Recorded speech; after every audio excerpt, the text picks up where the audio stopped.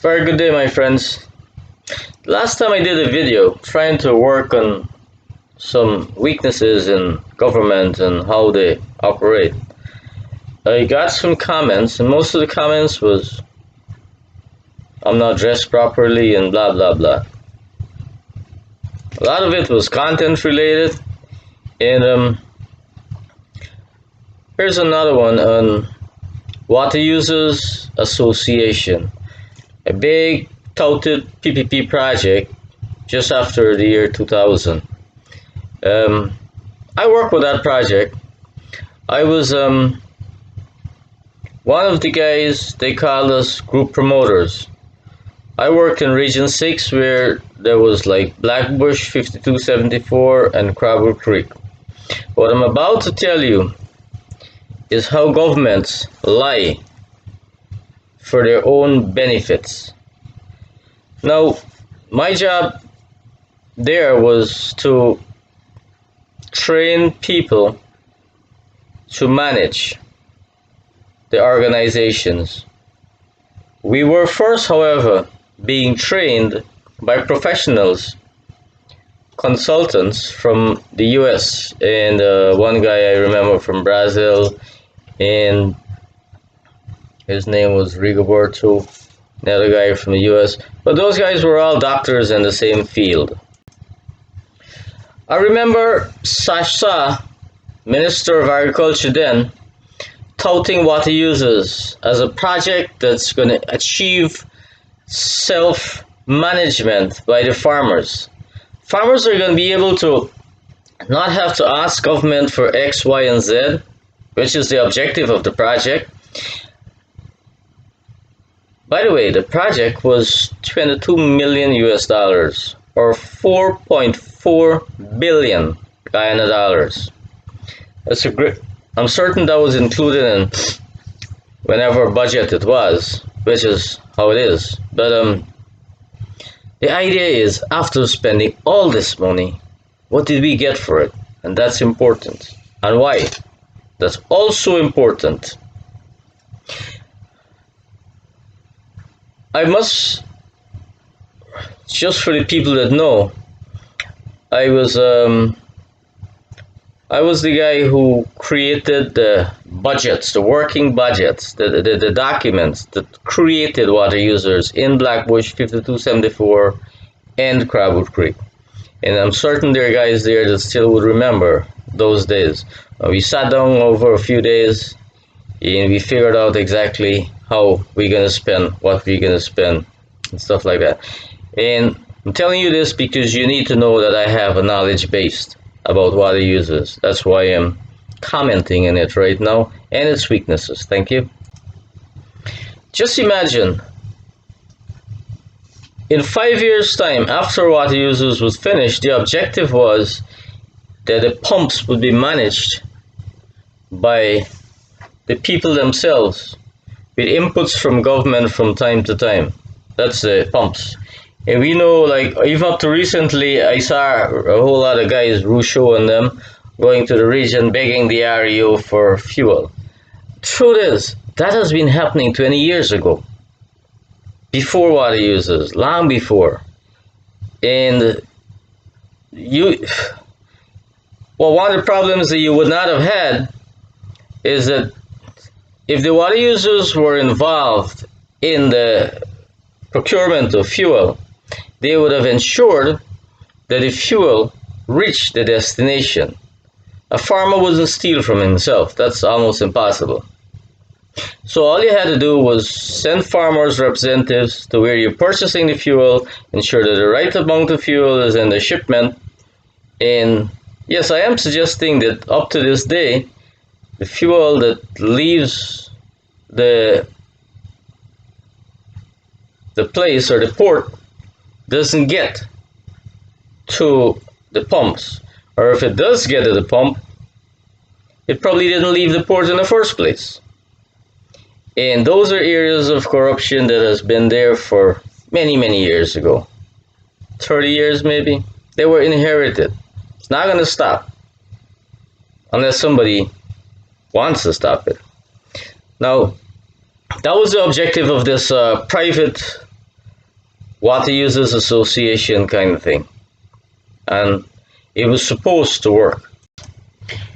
The reason why it didn't work is because it is impossible for the PPP government then to allow farmers to think that they have independence. They can manage, and they can do everything for themselves, by themselves. PPP government cannot have Indian farmers primarily. And we know as a fact that all farmers, or most farmers, 90% and more, are Indians.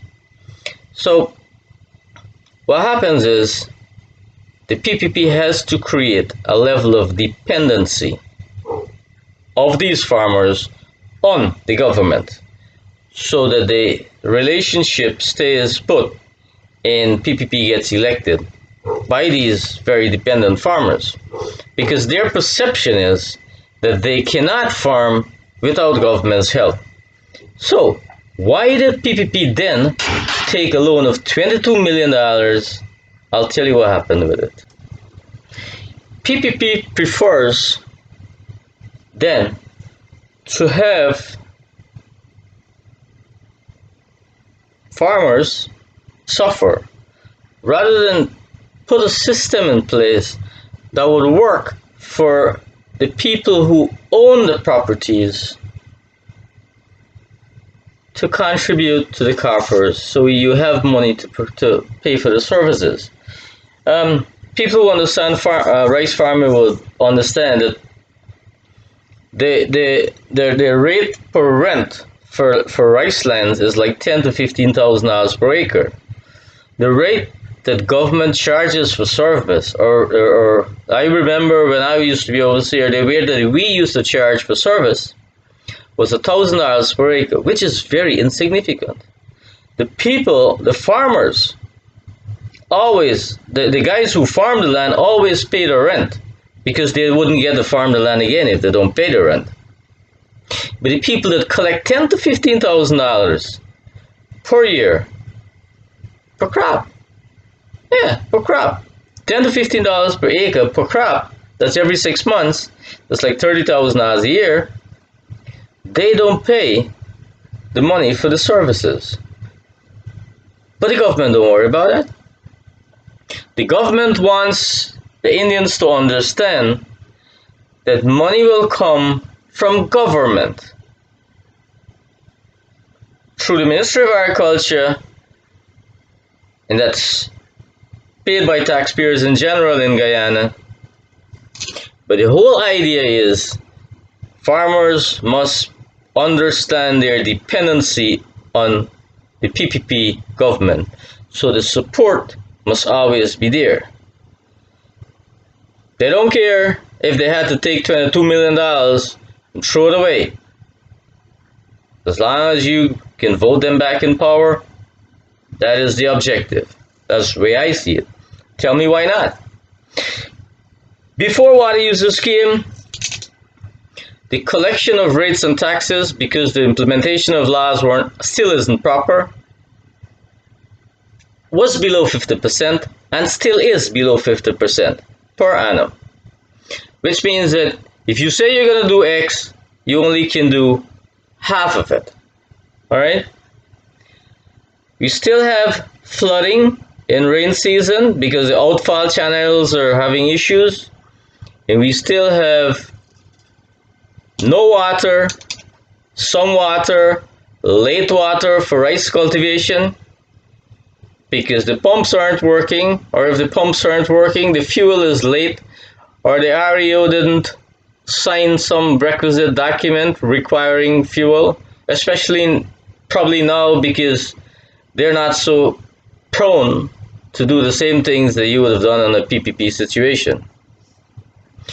But I know that these are problems that always was. Added to these problems is an increased spending by government on the support systems and a whole lot of unaudited records at the water users offices. And everybody who knows or are in the system would know that the money that comes from Georgetown goes to water users. It diverts to other places too. So it's like a slush fund for some political people. And what did we do with $22 million? We reconditioned a few canals. The system still don't work proper.